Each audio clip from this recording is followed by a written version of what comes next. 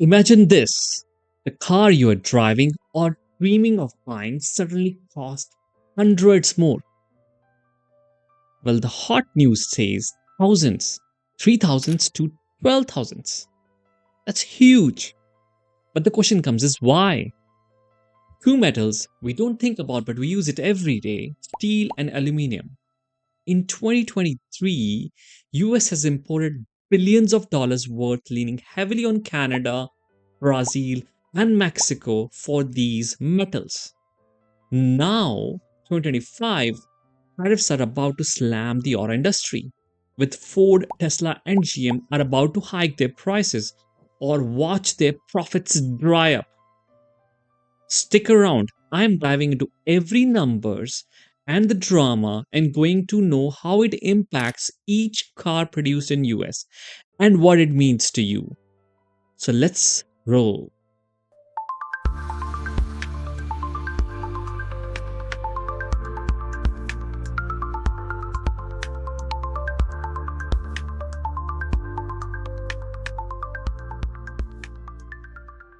First up, imports. In 2023 alone, the US has hauled 33.15 billion worth of steel. That's around 26 metric ton billion. And if I talk about aluminium, it's around 28.29, around 29 billion for 4.8 million metric tons. These metals fuels everything from building a structure or building a car frame. But the question comes in the mind is, who is sending these to the doorstep to the US? If we talk about steel, Canada is the king. It's around 8.36 billion. It's around 25% of total steel comes at the doorstep from Canada. If we talk about Brazil, it's the next second person. It's around 4.56 billion. That's around 14%. Mexico comes in third. That is around 3.73 billion. It's around 11%. So if you add them up, 25, 14, and 11, that covers almost half of the steel imports. The question comes is why? Think, why? Because they're very close. Metals are heavy, and deals like USMCA keep the flow steady. Now, if I switch towards aluminium, Canada is the beast here too. It's around 40% of the supply, 11.22 billion. Mexico is around 7%, it's around 2 billion of the revenue. Whereas China is around 2.75 or 2.74, it's 10%. Brazil is not dominating anywhere in aluminium. For steel, it's a powerhouse. And Canada has hydro powered smelters. That's why they dominate in aluminium. But here's the kicker: we depend on Canada for 25% of our steel and 40% of our aluminium. Brazil around 14% of steel. Mexico for 11% of steel and 7% of aluminium. Car, buildings, all needs these metal. Steel for toughness and aluminium for the lightweight efficiency, right?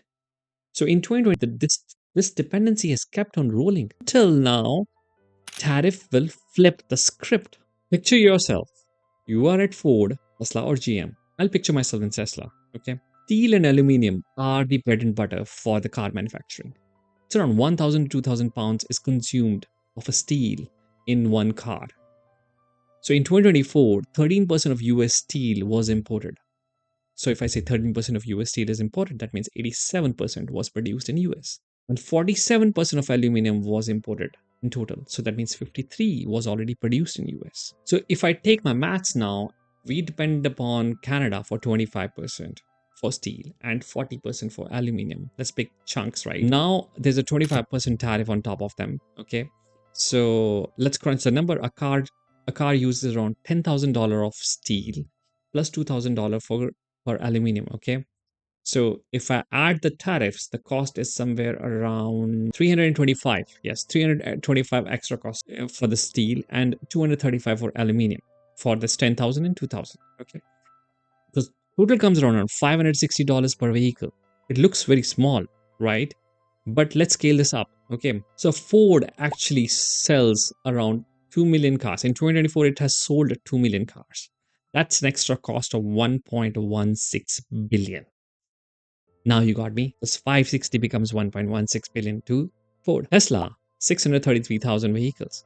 That extra cost is around 355 million. If I talk about GM, 2.7 million cars sold. Cost is around 1.51 billion. So if I crunch the numbers, so with putting Canada, Brazil, and Mexico with 25%, 14%, and 11% of steel, and 40% and 7% of aluminum, this will hit hard. Question comes is that whether these companies going to swallow this or they're going to pass it on. So let's hypothetically assume if they eat it up, okay, profit will tank. I've done the maths. So the profit, how much the profit will tank is around Ford margin. Operating profit margin will drop 17%, almost 17.93. It's around 18%. So if I put it down, it's around, that's too much. Okay, if for Tesla, it's around 14.83% of the profit margin, operating profit margin will go down. GM will sink further around 13.65. If I hear the word from Tesla CFO, what he says, his comments was, this will hurt. And if I see the comments from Ford, it's actually cost and chaos. And GM is actually gearing up for the flight. So if you hear these comments, these hypothetical number that if they're going to eat it up, I don't think so. As the time passes by, in couple of months, if this tariff stays on, they will not eat up their operating profit margin. They will definitely pass it on. Here's the twist: the dependency matters. Tell you why. Ford gets 90% of its steel domestically. It will soften its blow, despite Canada having 25% of share. Tesla, all US production could pivot locally, but its 47% of imported aluminum actually stings. Talk about GM, a third of its car come from Mexico or Canada. That's around 11% of steel, 7% of aluminum from Mexico, and 40% from Canada. Tariff will hit with extra hard hand to each company individually. Who got the upper hand? My math is saying around $560. It's on estimates, but if I read the news, it's around $3,000 to $12,000. $3,000 for a car which is produced in the US, and $12,000 a car which is produced outside the US or assembled outside of US. So if you do a math, a $48,000 to $49,000 a car in 2025, if it is produced in US, it will bump to $53,000, around 5 to 8% increase, right? If the same car is assembled outside of the US, that's around plus 12. 50,000 plus 12. 62, 60,000. My goodness. You can understand Canada and Mexico are key, but this is not just numbers. It's actually a pinch to the wallet. So what's to mitigate here? What's the move? Raise prices? If Ford jumps, Tesla holds, sales could dip, go domestic. With Canada at 25% steel, 40% aluminum, that's actually tough. A new plant takes around 3 years. Takes time to materialize. That means we have to squeeze the suppliers, cut the cost, or either lobby for relief. It's like high stakes at play. Yes, this will actually boost US jobs. I agree, but it'll take time to materialize. Based on the announcement by Donald Trump on February 10th, 2025, these tariffs aim to boost US jobs. But Canada at 40% of aluminum, Brazil at 14% of steel, Mexico at 11% of steel. If you do the math, when I was saying around 50% of the imports coming from these three countries for at least steel, retaliation will happen. It's a classical example of a metal trade war. And the stakes are actually massive against each country. And I want to harden the blow. My intention is that way because flash it today, every year the imports has climbed. Okay, steel import climbed in 2024. Canada sent around 6.5 million tons, still 25% of our supply. Tariffs just landed, and the auto world is actually just buzzing. Ford's is calling just devastating. GM is playing calm, Tesla is quiet. That's why even if you heard about the game played in the White House, Tesla is going to double its production in the US in next 2 years. The reason is pretty simple. 3,000 and 12,000. Is it worth doing for 12,000 or 3,000? And you can understand that's why Mexico factory production is paused. So these metals, 25% from Canada for steel, 40% for aluminum, they aren't just inputs. They are actually the heartbeats of the car. And you will be able to see this piece in a couple of months that these hearts will pound. Let's wrap it up. 2023, we saw 33 billion in steel. Crown, is for Canada, 25%. 14% to the Brazil and 11% of Mexico. 28 billion is for aluminum on the other side.